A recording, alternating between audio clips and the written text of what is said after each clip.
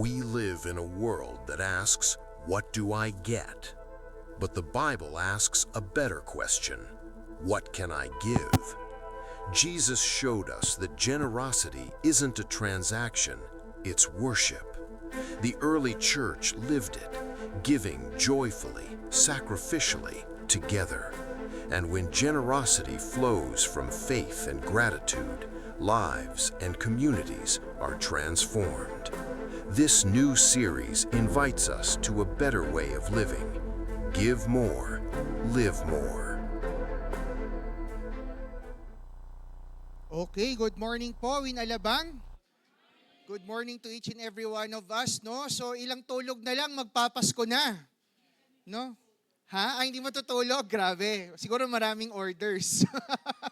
Ayan, no? But we're just how many days away? 4 days away from celebrating Christmas, no? And lagi natin sinasabi, year after year, that Christmas is the season of giving. No, so kaya po for this month, we will be going through this series entitled Give More, Live More. So last week po, no, Pastor Paul gave us a very powerful introduction regarding this series, and today po we will be hearing again a message from the Word of God, which I pray would really empower us and encourage us to become better at really following what the Lord is telling and wanting us to do. So before anything else po, may I invite you to pray with me as we start receiving from the word of the Lord. Panginoon, maraming salamat po sa umagang ito. Thank you, God, for always allowing us to hear and to be blessed by your word. And I just pray, Lord, that as your word will be preached this morning, may your Holy Spirit move in our hearts, Lord, so that we will not only feel good about who you are, but rather, Lord, we will be empowered to obey you, Panginoon, because we know, Lord, that you are faithful in your blessing, in your promises. And it is our prayer, Father, that we may be able to be equally faithful in obeying you as well.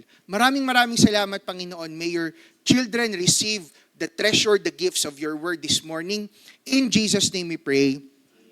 Amen. So again, good morning, Win Alabang, and also sa mga nanonood sa atin online. So if ever lang may first-timer tayo dito or nanonood sa atin online, no, let me just introduce myself. I am Pastor MJ Manaay. I am one of the associate pastors here in Win Alabang. No? So nabanggit ko kanina that we're only waiting 4 more days to celebrate the birth of our Lord and Savior, Jesus Christ. And alam naman nating lahat yan, especially if we have been in Christian communities, in the circle of faith, that this is a momentous event para sa atin because it started or it made a mark no, ng promise ng Panginoon that there will be a Messiah, a Savior for each and every one of us. Now for this morning, meron din po tayong pag-uusapan na isa ring pagsilang ng isang tao, no, which from the story, it is my prayer and it is my hope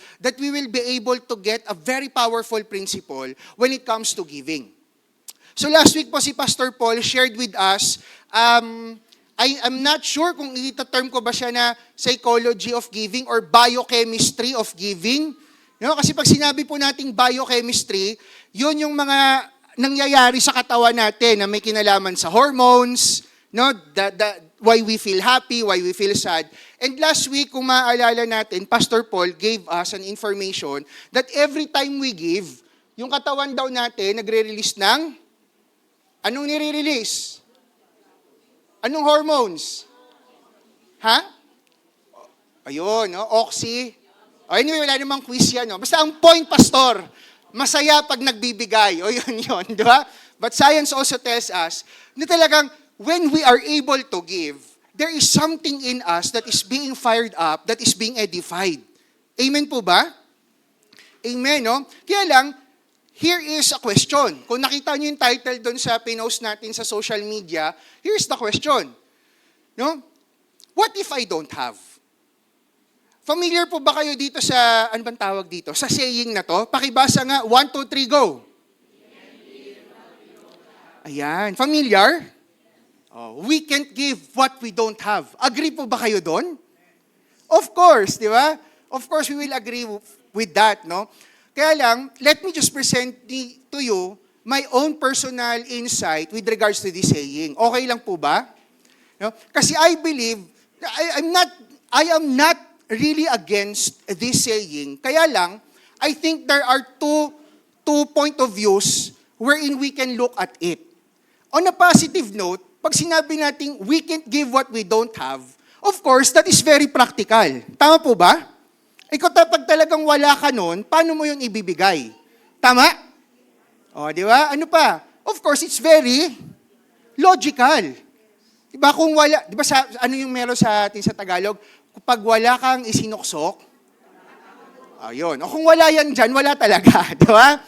And also, it is very wise, no? It is very wise. Kasi baka mamaya, at the cost of something more important, para lang makapagbigay ka for whatever reason, gagawin mo. Tayo pa naman mga Pilipino, di ba?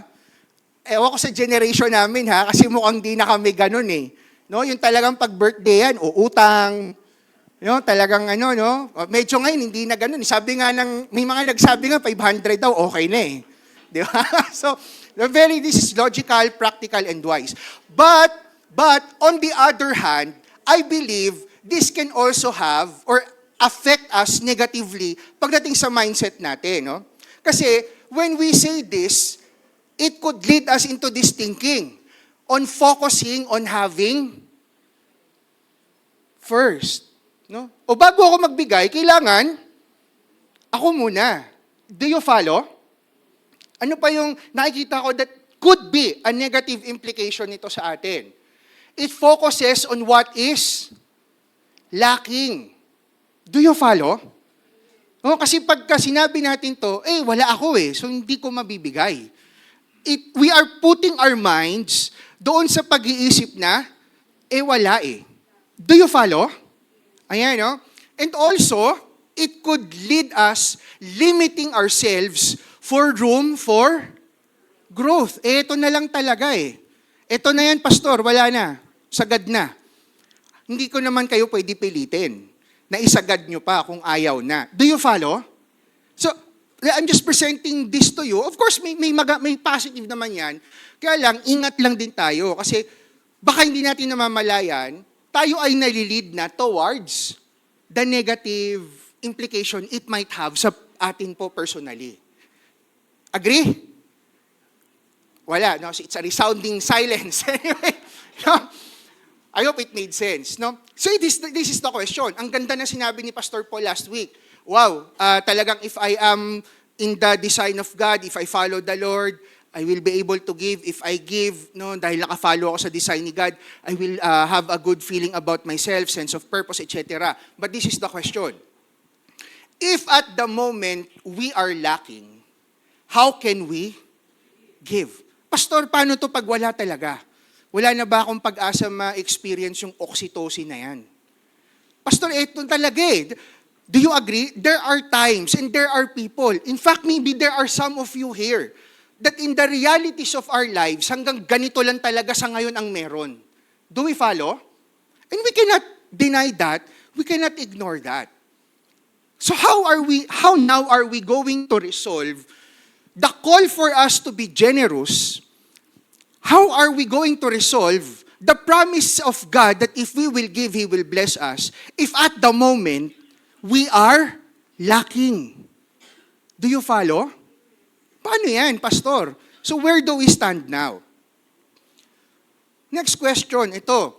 Is the value of our lives defined by having more or having less? Originally po, let me just share with you, I was only planning to ask the first part of the question, is the value of our lives defined by having more? Of course, people will say, no. Hindi naman porket konti lang ang meron ako, pastor, hindi na valuable ang life ko. Tama ba? Nakakasunod pa po ba kayo sa akin? Kasi nakatunga nga lang kayo Kaya lang, ito ang gusto kong i-point out sa question na to. Is really what we have, whether it's more or less, the defining factor of how valuable our lives could be. Kasi pag sinabi natin, pastor, wala naman yan sa sa meron ako my life can still be valuable. Okay, So ibig ba sabihin nun, if you have less, your life has more value? Hindi din. O so ano ba talaga? More or less? Are you following? Huh? So yun, no? Or baka we are looking at it, or baka kailangan nating umalis sa box na yan and really seek outside what does really give value to our lives. And last, no, is our desire. Ayan, no? Ito po, huwag na kayong sumagot sa akin kung ano yun dyan, no? Pero be honest na lang sa sarili natin. At the end of the day, what is the focus of our desire? To receive from God or to give back to God? Hindi na po natin pag-uusapan dito if God will bless us. If God promised blessing, ibibigay niya yon. Amen po ba? Of course, amen, no? Si God din naman niya nagsisinungaling. Kaya lang, ang i-focus natin, tayo ba? When we are hearing, or when we are praying, when we seek deep down in our hearts the innermost desire of our being, saan ba tayo mas nakafocus? To receive something from the Lord? Or to give back something to God? I think that is a more important question we need to deal with. Tama po ba? So thus, our title this morning, for our second topic, pakibasa nga po, 1, 2, 3, go! Ayan, no? So, is there such a thing? Could it be possible? If yes, then how? So for this morning po, let me share with you a story from the Old Testament. Kukunin po natin yung story, the principles of the things we are going to talk about this morning. Excuse me. Kukunin po natin from the story of Samuel, from the book of 1 Samuel. Now, 1 Samuel is a narrative. Ibig po sabihin, pag nagbasa po kayo ng narrative sa Bible, wala pong ibang goal yun kung hindi magkwento. No? So, hindi sinasabi ng mga narratives na pag ginawa niyo yung ginawa ng characters doon, yun eksakto yung mangyayari sa inyo. Do you follow? No? So, there's such thing as we call prescriptive in the scriptures. Pag sinabing prescriptive, parang prescription ng doktor. Yan, gawin mo talaga yan kung gusto mo makuha yung desired effect. Do we follow? Okay. Narratives should not be approached that way. O so, pastor, para saan ang narratives? Narratives are real life stories of real person wherein we can get principles of who God is, of wisdom on how we can conduct our lives. Do we follow? Clear po ba tayo doon? Ayan, no? So for example, the narrative of Moses. No? So hindi naman porket hindi ka makapaghati ng dagat, mahina ang faith mo. Do you follow? For example, the narrative of Noah. Hindi naman natin kailangan gumawa ng ark today. Do we follow? But from their stories, nakita natin, if you are faithful in the Lord, He can do miraculous things through your life. Do we follow? Ayan ha, okay. So clear tayo doon. Kaya wala na tayong AAA dito. Kasi kwento to ni Samuel. No, sino ba si Samuel? No? Samuel is one of the prominent prophets in the Old Testament. Kaya nga may na-dedicate sa kanyang 2 books sa Old Testament. No? Pero mamaya malalaman natin, at least for those who doesn't know him yet, no, bakit ba naging prominent si Samuel? But before that, ang gandang balikan natin, ano ba ang story ng kapanganakan ni Samuel? So for us to know, let us go to chapter 1 of 1 Samuel. Verse 1, sabi po dyan, there was a man named Elkanah who lived in Ramah in the region of Zoph in the hill country of Ephraim. He was the son of Jeroham, son of Elihu, son of Tohu, son of Zoph of Ephraim. Don't worry, no need to memorize those names. It's just that, ganun sila mag-identify ng tao dati. Clear? O ngayon kasi pag sinabing, sino MJ? Si MJ Manaay. Sino MJ Manaay? Si MJ Sokenya Manaay. Ah, okay. Clear? O, sa kanila kasi dati hindi ganun eh. Okay? So wag na kayong masyado maano. Verse 2, Elkanah had. O, yan yung sinasabi ko, brothers and sisters. Kinukwento lang na si Elkanah may 2 asawa. Hindi sinasabi na okay lang today, may 2 kang asawa. Do we follow? O, yung sabi ko kaya nga narrative to eh. So maraming reason ba't 2 asawa. But they're just telling the story na si Elkanah may 2 asawa. Clear? O, hindi sinasabing okay lang may 2 asawa. Ha? Ayan. So basta si Elkanah may 2 siyang asawa. Ang pangalan is Penina and Hannah. Yan, no? So tingnan natin, sino ba to si Penina and si Hannah? Verse 3. Each year, Elkanah would travel to Shiloh to worship and sacrifice to the Lord of heaven's armies at the tabernacle. The priests of the Lord at that time were the two sons of Eli, Hophni, and Phinehas. So makikita natin si Elkanah is a devotee of God. No? So every year, pupunta siya sa tabernacle to offer sacrifice. Nung time po nila, the way they worship God is to really offer a livestock, no? Papatayin yun, tapos ibibigay yung meat para sunugin. No? Then verse 4, ang sabi, on the days Elkanah presented his sacrifice, ano pong nakalagay dyan? He would give portions of the meat to Penina and each of her. Ayan, no? So nung time nila, pagka multiple ang asawa, kailangan providean mo yan lahat. No? Hindi pwedeng pabayaan, no? So si Penina, meron siyang multiple children, hindi na sinabi ng Bible kung ilan. So ang ginagawa ni Elkanah, tuwing pupunta siya sa tabernacle, ipinagtatabi niya si si Penina, pati yung kanyang mga anak. So marami siyang binibigay na meat. Verse 5. Ano sabi po dyan? And though he loved Hannah, he would give her only one choice portion because the Lord had given her. Ayun, no? So kahit mahal na mahal ni Elkanah si Hannah, mag-isa lang naman si Hannah, so mas konti ang ibinibigay sa kanya. Kasi wala siyang anak.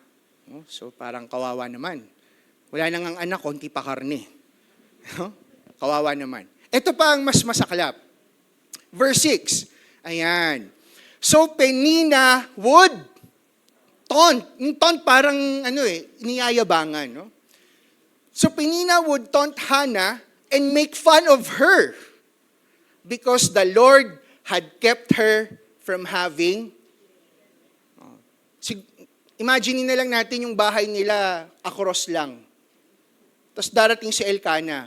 O Penina, ito na yung portion nyo. Wow, ang dami. O Hannah, ito sa'yo. Tapos pagtingin ni Hannah kay Penina, wawa ka naman, wala ka kasing anak. No? Anong nangyari ngayon? Verse 7, year after year was the same. Penina would taunt Hannah as they went to the tabernacle each time. Hannah would be reduced to tears and would not. So talagang depressed, no? Depressed. So parang ganito itsura. Ito pina-generate ko sa AI. No? Baka ganyan, no? So si Penina, tapos si Hannah doon sa gilid, iyak siya. Nakakaawa naman talaga. So from this scenario, no, we can see two people with different situations. Kaya lang, pag tinignan natin maigi ang situation nila, it's not that someone has more than the other. Their actual situation is this, between Hannah and Penina. One has plenty, of which the other one lacks. So Penina doesn't only have more children than Hannah. Hannah has no children at all. Nagiintindihan niyo po ba yung bigat sa pakiramdam nun? No? Hindi lang mas marami si Penina eh. Yung meron si Penina na marami, si Hannah, wala. The one who has, Penina, because of her many children, receives more favor from Elkanah than the one who doesn't. No? Mas maraming binibigay na karne kay Penina versus kay Hannah. No? So ano kaya nangyari? Tingnan natin. And the one who has mocks and scoffs at the one who lacks. Nakaranas na po kayo ng ganyan? Nakaranas na kayo ng ganyan? Saan kayo dyan? Kasi pwedeng naranasan mo rin mag-mock ng iba na wala No? So I can only imagine that during this time, Penina probably, yung pag-taunt niya kay Hannah, the Lord showed you no favor, but He showed me favor. Kasi wala kang anak, ako may anak. At dahil dyan, mas konti yung karne mo kaysa sa akin. So na-imagine niyo po ba kung gaano ka-dire, kalungkot yung situation ni Hannah? Now, jumping to verse 8, sabi dito, nakita ni Elkanah si Hannah. Sabi niya, why are you crying, Hannah? Elkanah would ask, why aren't you eating?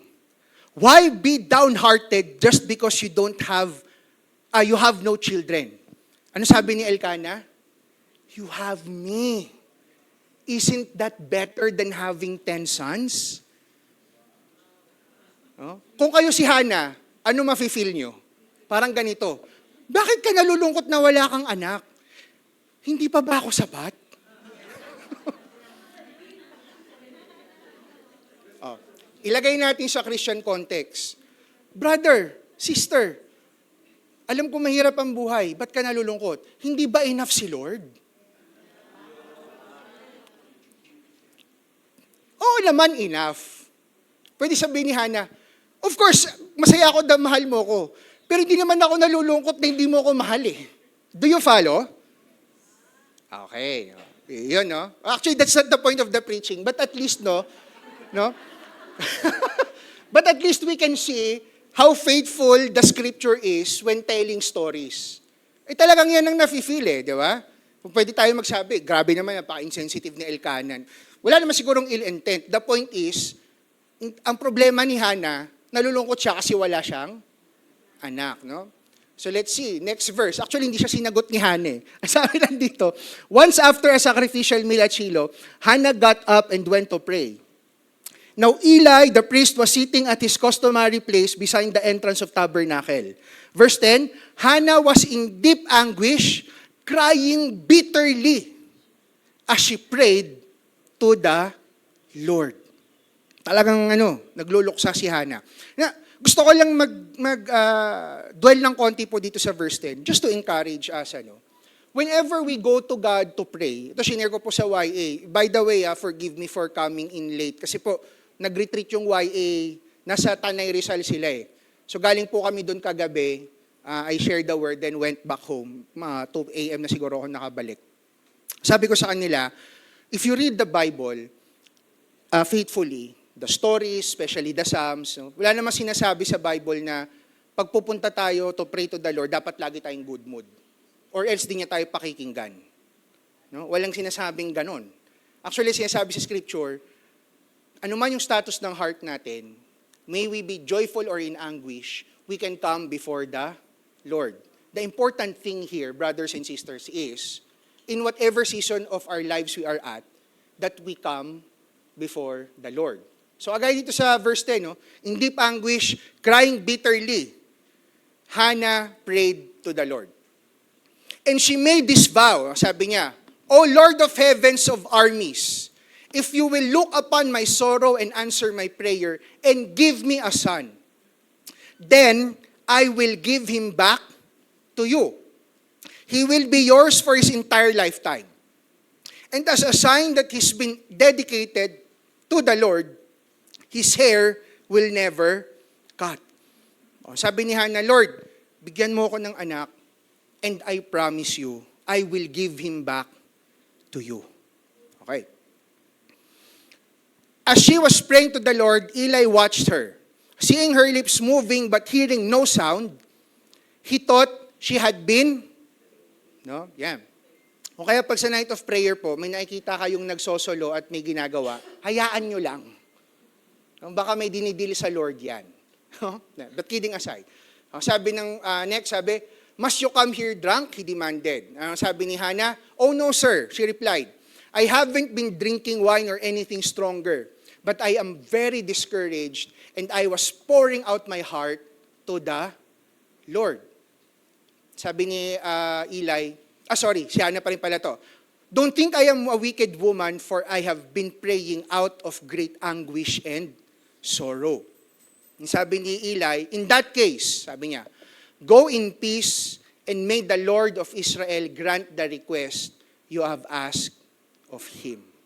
And I want to highlight just a little dito po sa sinabi na to ni Eli.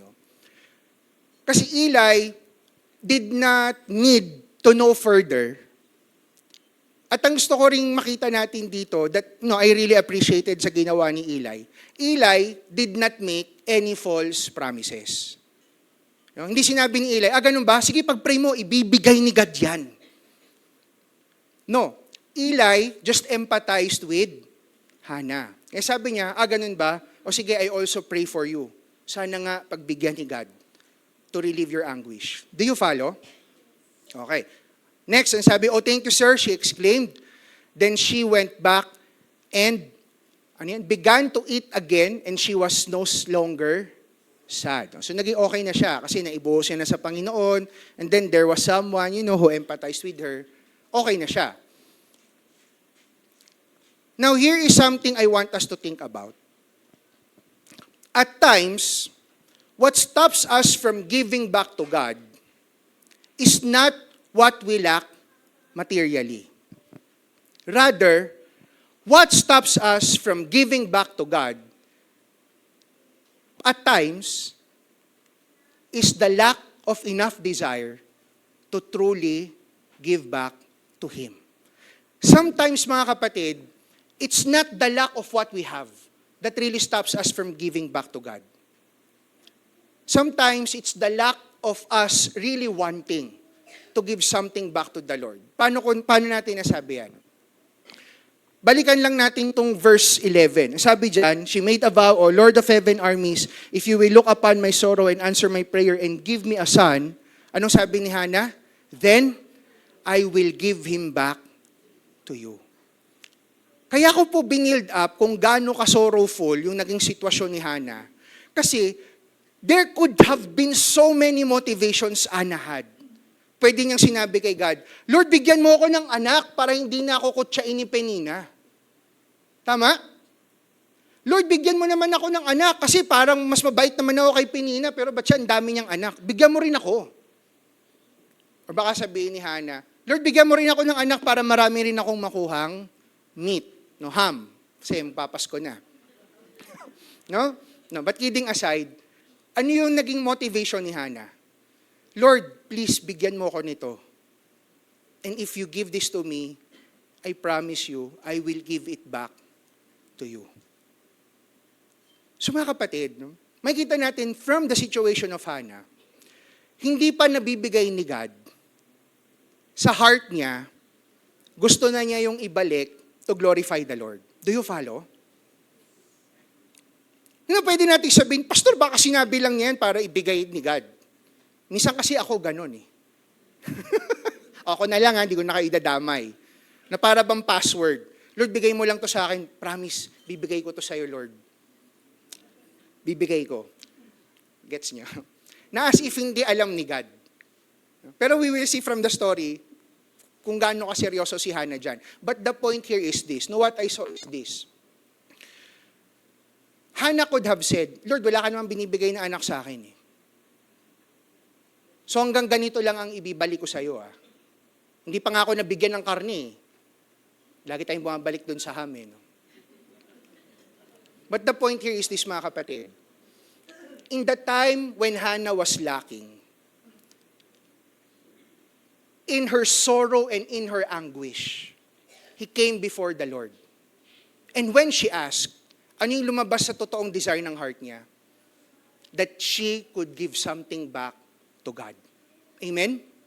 So let's continue. There are times we cannot control what we lack of. Tama po ba? Pag talaga pong tayo sa buhay ay tatamad-tamad, kukulangin ka talaga. Pero may mga pagkakataon na kahit anong sipag ang gawin natin, talagang yun eh. Do you follow? Nakaka-relate po ba? At may mga pangyayari sa buhay natin na kahit yun, nagawa na natin lahat, talagang hanggang dun lang. So there are times we cannot control what we lack of. But, pakibasa nga po ng malakas to. 1, 2, 3, go!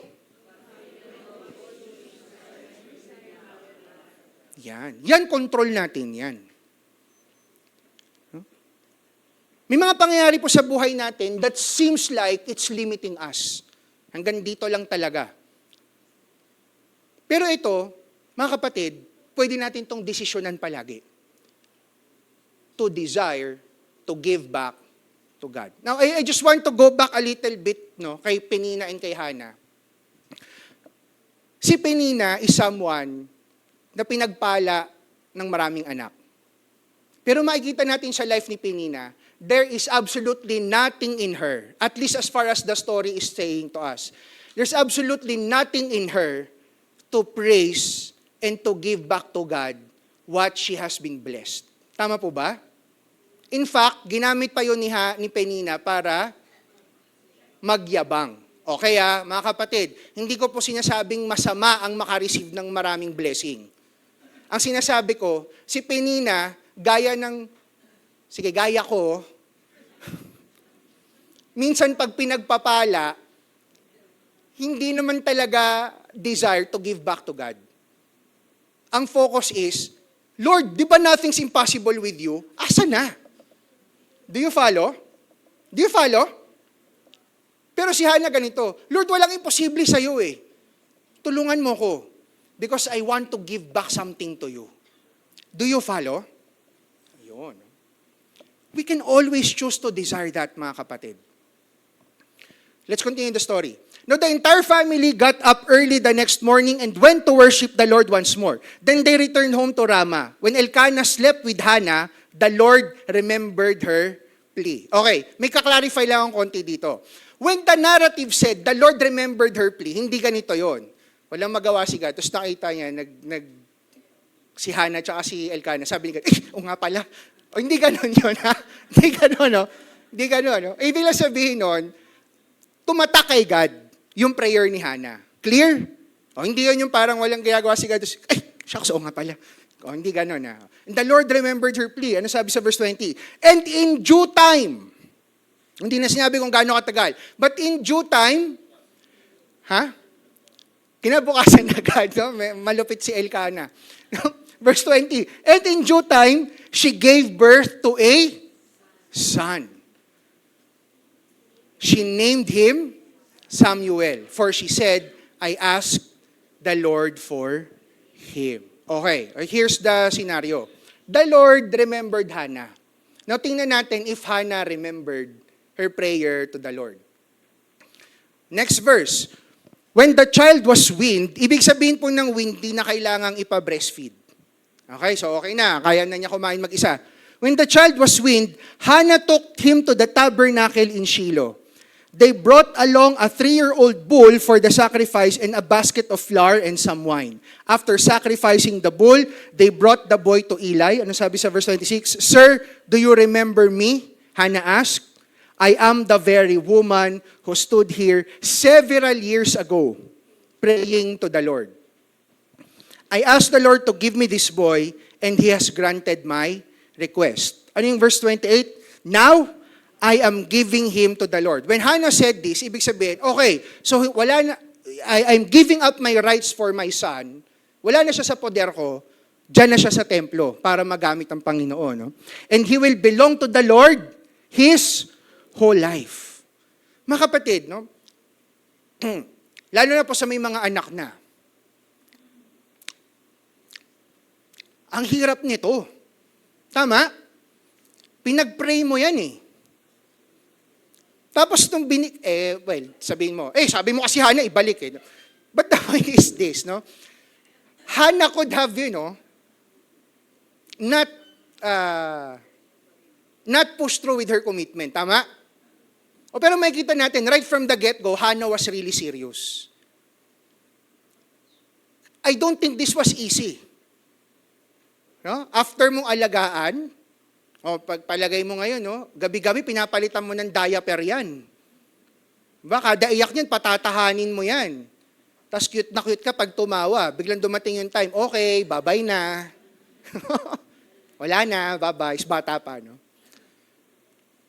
But I believe, mga kapatid, no, the desire of Hannah when she said to give it back to the Lord was really there. So what can we see from the story? The lack of Hannah was never the limitation. So she can give something back to the Lord. Rather, Hannah was filled by serious motivation and devotion to give something back to God. And when the time came, Hannah was faithful. He gave it back to the Lord. Amen po ba? So many times, mga kapatid, it's not the lacking nor the having that is the problem. But rather, our heart's desire to really be faithful and give something back to the Lord for the glory of His name. Do we follow? So I'm not gonna tell you here this morning mga kapatid, no, na ano man mangyari, magbigay kayo sa Panginoon, oras nyo, pera nyo, no. But what I'm trying to say is, you really search in the depths of your hearts. What is really limiting you from giving it all to the Lord? And makikita rin natin dito sa story. Okay, there are times talagang we lack something. But if we really desire to give back to the Lord, won't God give you the capability so you can do it? Do you follow? I believe God will. Just like what happened to Hannah. Now let's see what happened further. What we lack should not stop us from giving back to God. As long as we don't lack the desire to give back to God. Mga kapatid, here is the challenge I want to pose to all of us here. Lalo kung nagpe-pray pa tayo. Okay, if now there is a lack, talagang yun ang katotohanan ng buhay natin sa ngayon. Pero mga kapatid, if we would really desire to give something back to the Lord, here is my challenge. Let's pray to God. Let's pray to God to empower us. Let's pray to God to provide for us.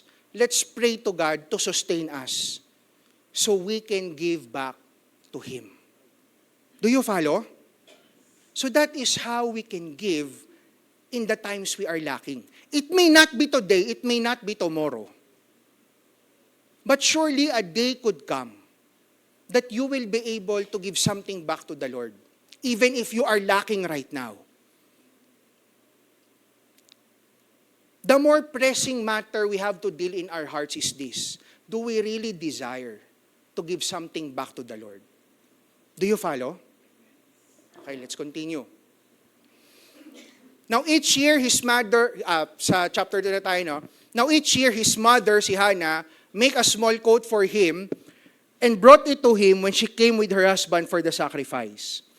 Verse 20, before they returned home, Eli would bless Elkanah and his wife, Hannah, and say, may the Lord give you other children to take the place of this one she gave to the Lord. Kasi wala na siya nandun na si Samuel, iniwan na niya And I think, kasi sabi dito, each year. So hindi natin alam kung gaano katagal na yon. No, it was years already. Nandun na si Samuel. Wala na ulit anak si Hannah. Siguro yung ham na nakukuha ni Hannah, konti na lang ulit, wala na isa na lang siya Okay, let's continue. Ito sabi sa verse 21. Sige kayo magbasa. 1, 2, 3, go!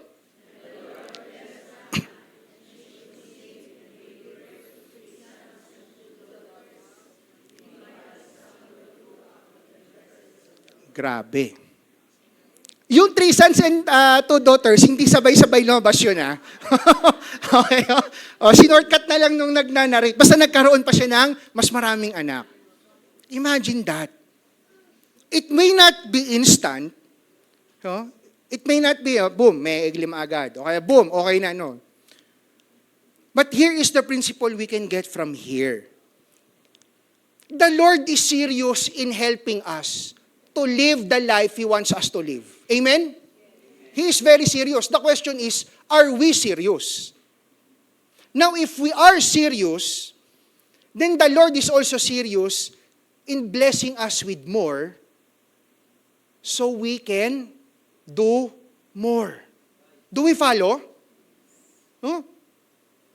So yung isang nawala kay Hannah, napalitan ng 5. At hindi lang yun. Ano yung nangyari dun kay Samuel? He grew up in the presence of the Lord. In fact, pagbabasahin natin yung narrative, Penina was no longer mentioned here whatsoever. Anong ibig sabihin lang? At the end of the day, because Penina was so full of herself, at the end of the day, whatever she had did not matter. Hindi na nga nagsayang ng oras yung narrator sabing ilan ba yung anak. Do we follow? Hindi na natin nalaman kung yung pangalan ng mga anak niya. Ibig po sabihin, there's nothing noteworth taking Do we follow? But with Hannah, sobrang ganda nung mga nangyari. Hindi lang sa kanya, kundi sa kanyang mga anak. God honored Hannah's desire and action to give back to him. Therefore, he blessed her and her children. If we will jump to chapter 16 of 1 Samuel, sabi po dyan, so as David stood there among his brothers, sino daw? Samuel took the flask of olive oil he had brought and anointed David with the oil, and the Spirit of the Lord came powerfully upon David from that day on. Then Samuel returned to Ramah.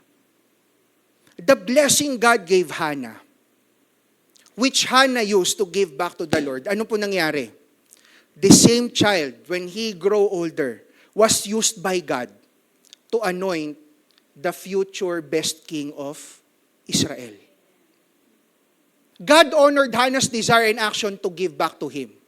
Therefore, he used her life to bless her nation and the next. Mga kapatid, God is faithful. No matter what we have right now, if we surrender it to the Lord and have a genuine desire, Lord, help me to give something back to you to further your will, we can never imagine where the Lord will bring it further. Amen? Realistically speaking, Hannah, as far as her timeline here on earth is concerned, hindi niya na ito nalaman. Tama ba? But definitely, in the presence of the Lord in heaven, nalaman niya yun. Now imagine this, mga kapatid. If you are seeing yourself, because of your faith in the Lord Jesus Christ, to be spending your time in eternity, have you ever thought, what are you going to do there forever? Ako lagi ko naiisip yun. Ano pa kayong Kasi parang minsan, di ba, pag wala kang ginagawa dito sa mundo, nakakayamot. Ano kayong gagawin ko sa heaven forever? How does it look like to bask in the glory of the Lord? Alam niyo po, ito yung isang nai-imagine ko. Bukod sa eternal si God, lagi tayo may malalaman something new about Him. Ito yung isa ko na-imagine. When the Lord will finally reveal to us the full picture of your obedience today. When finally we go there, the Lord will reveal to us, because you obeyed me that day, this is where it went. Then, we can truly bask in the glory of God. Amen po ba? Kasi ito din na ito nalaman ni Hannah. But we know today. But surely Hannah knew when she was in the kingdom of God. So our simple act of obedience, of decision, to give something back to the Lord today, can go miles and miles from where we can imagine. Amen? So let us not let what we lack today to limit us. But rather, let's focus deeper. Palalimin po natin yung ating desire to give something back to the Lord, to be a part of what He is building here on earth. Amen po ba? Not only for our sake, not only for our family's sake, but for the sake of this nation, for the sake of the next generation. Amen? O so yung dating Hannah na ganito, hindi na ganyan. It is not having and lacking. Rather, the attitude they exhibited that defined the kind of person they have become. Likewise, let me say this to you, brothers and sisters. It is not the lacking nor the having.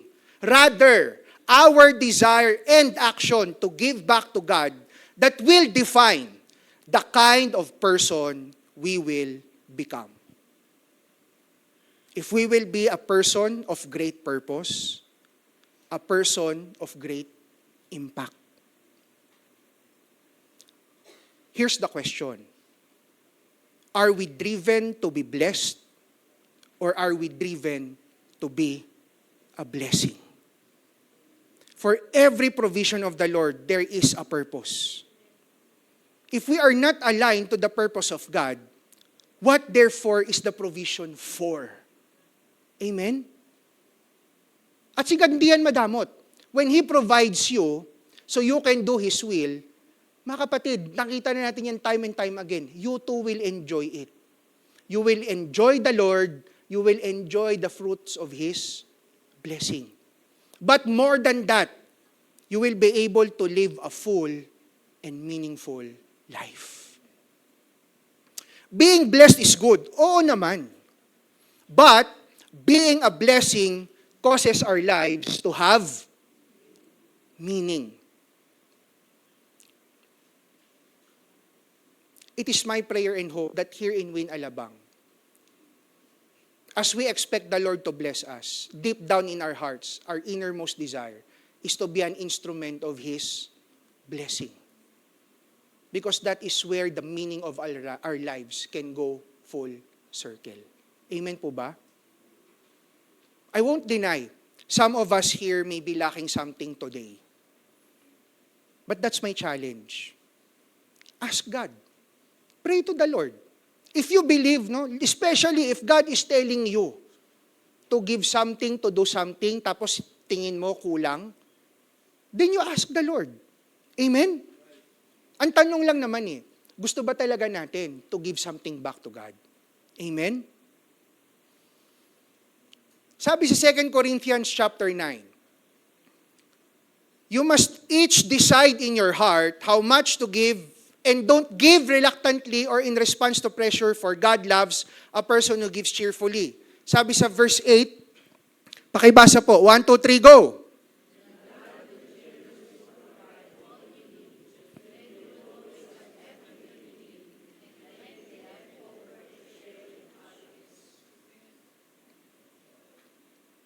The issue, mga kapatid, in following the Lord is not maglalak ba ako what I need or hindi. No. The issue in following the Lord, are we aligned with God to really be a blessing here on earth? Do we follow? Whatever we have today, let's surrender it to God. Whatever we need to be a part of His mission, let's surrender to the Lord. So that you yourselves could witness the faithfulness, the miracle of God. He will not only provide for you, but He will use you mightily. You will be a person of great purpose. You will be a person of great meaning. Bakit? Because our purpose and our meaning is anchored to no other than God. Sabi sa Acts chapter 2, one of my favorite stories, all the believers devoted themselves to the apostles' teaching and to fellowship and to sharing in meals, including the Lord's Supper and to prayer. A deep sense of awe came over them all, and the apostles performed many miraculous signs and wonders. And all the believers met together in one place and shared everything they had. They sold their property and possessions and shared the money with those in need. Oh, again mga kapatid, hindi ko sinasabi, pag uwi, ibenta na natin lahat ng ari-arian natin. No, but the story is telling us, this is where the church started. People giving whatever they can to spread the love of God. Clear po ba yun? Okay. Next, sabi, they worship together at the temple each day, met in homes for the Lord's Supper, and shared their meals with great joy and generosity. Ano sabi sa next verse? All while praising God and enjoying goodwill of all the people. Ano po yung naka-highlight? Pakibasa, 1, 2, 3, go!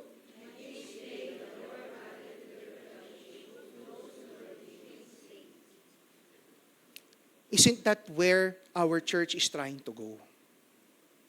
Mga kapatid, God is faithful. The question is, do we desire to be a part of what He is and will be doing? If we are, I believe we can witness this happening in our church. Again, we can't give what we don't have. But as followers of God, here is my question. Don't we have God? Don't you have God? Kasi kung nasa atin na talaga si God, if we have God, we can give beyond what we think we could. Because at the end of the day, it is not by our might, not by our power, but through the Lord in us. Amen? If our lives are focused unto God, we can live a full and meaningful lives. Hindi lang po tayo mabubuhay provided here on earth, but our lives will have meaning for the kingdom of God, for the people around us. So before I end, mga kapatid, this is what I want to leave us with. Then after po nito, I invited or told the praise and worship team to, let's just sing that last song we sang earlier. God-centered giving, full and meaningful living. At this moment, mga kapatid, as we sing the song, sige tayo po tayo, mga kapatid. As we focus on the glory of God, as we focus on what Jesus has done for us, let us pray to the Lord. Personal na lang po natin, as we sing this song. And let's pray to God, Lord, allow me not only to be blessed, but to be used as a blessing. As we focus on the glory of God, let us allow the Holy Spirit to speak in our hearts. Let us meditate our minds not on what we can do today, but on what God can do through us for the rest of our lives. And let's make that personal decision, mga kapatid. Whatever it is, the Lord is telling us, let's give it back to God. If we don't have the capacity yet, but we want to give something back to the Lord, then let's ask God. Let's fill this congregation with stories, not of our capacity, but on how God has moved despite our limitations. Amen po ba? Of course, it's according to the timeline of the Lord. Pero mga kapatid, ito lang ang pakiusap ko. When the time comes that the Lord has provided what you will pray for today, give it back to Him. It may be painful, it may cause you discomfort and hurt, but just remember the story of Hannah, the story in the book of Acts, how God can turn things around, not only for you, for the people around you. Then you can experience a life that is truly full and meaningful. Lord, as we sing this song, I pray, just fill our hearts and minds with your glory. Allow us, Panginoon, to see the truth, Lord, that no matter what we are lacking today, it is you who will always provide. And as we give back to you, Panginoon, allow my brothers and sisters to experience the glory, the miracle, and the majesty of your power. Not only blessing their lives, Lord, but seeing their lives one day being a blessing in a way they never imagined their lives could be used. And I am confident of this, Lord, because I know nothing is impossible with you. As we toil and work for your glory here on earth, Lord, I pray, allow us, those who will follow, to have moments of glimpses of your glory, Panginoon, that will edify our faith and that will firm our resolve that you are a true living God. Use this church to expand your kingdom here on earth. Maraming salamat, Panginoon. We pray, use us as an instrument of your blessing in our families, in this nation, and in the next generation. This is our prayer. In Jesus' name, amen and amen.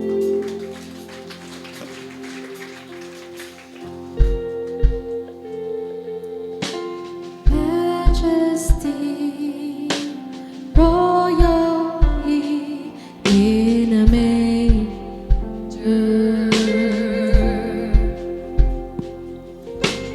Infant King, wrapped beneath songs of splendor.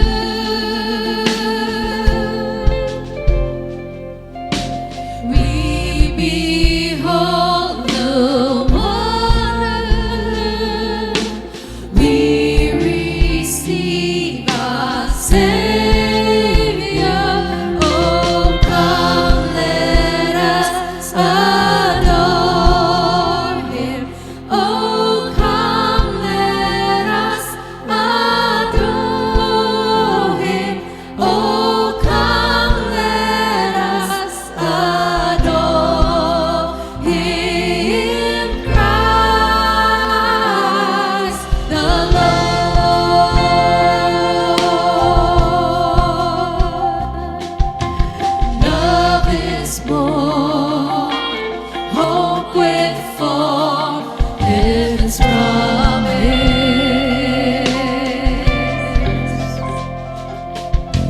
Emmanuel, here to dwell, God is with us.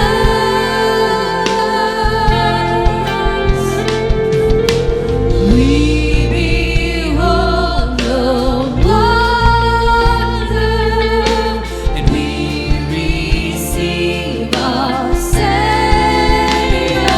Oh, come, let us adore Him. Oh, come, let us adore Him. Oh, come, let us adore Him, Christ the Lord.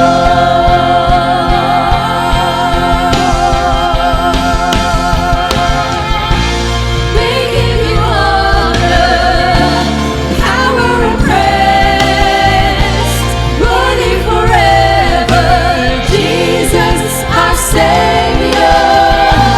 We give you honor, power and praise, worthy forever, Jesus our Savior. We give you honor, power and praise, worthy forever, Jesus our Savior. We give you honor, power and praise, worthy forever, Jesus our Savior.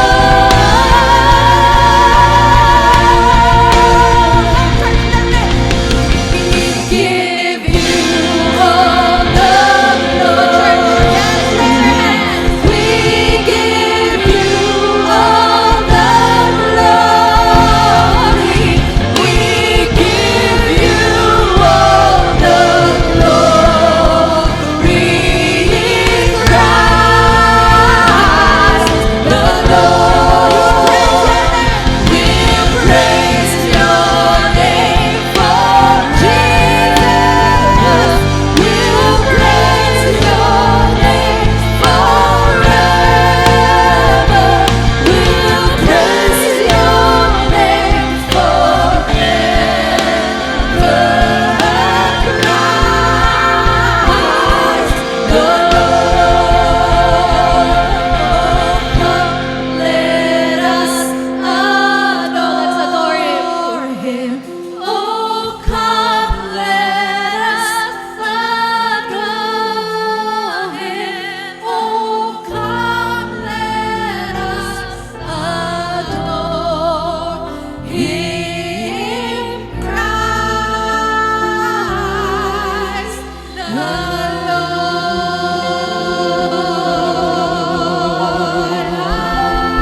Hallelujah. Praise you, Lord.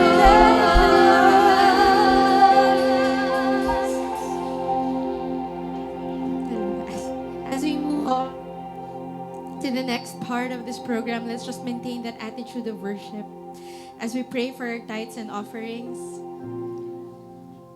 Lord God, as we prepare our hearts, O Lord, to celebrate the coming of Jesus, O Lord, today we remember Hannah, who gave back to you, God, what she loved most, even in her waiting. So, Lord, today, O God, this morning, teach us, O Father, to give with the same trust and surrender, even when we feel we lack. Lord, receive our tithes and offerings, O God, as we worship, given in faith and gratitude, knowing that you gave us your greatest gift, O Lord. You gave us first, O Lord, in Jesus. So with this, Lord, we give it back to you. Our hearts, our lives, and everything that we could give, O Father, we give to you. In Jesus' name we pray. Amen. Sige po, pwede na po tayong lumapit sa harap to give back our offerings.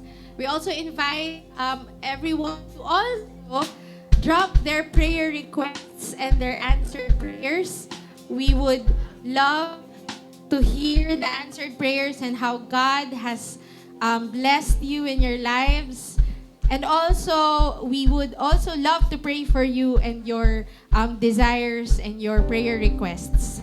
Some announcements lang po. So as we continue to prepare for our movement, exciting, of our church location, to give us an update, may we call on stage the Baisas, Brother Val and Sister Janet.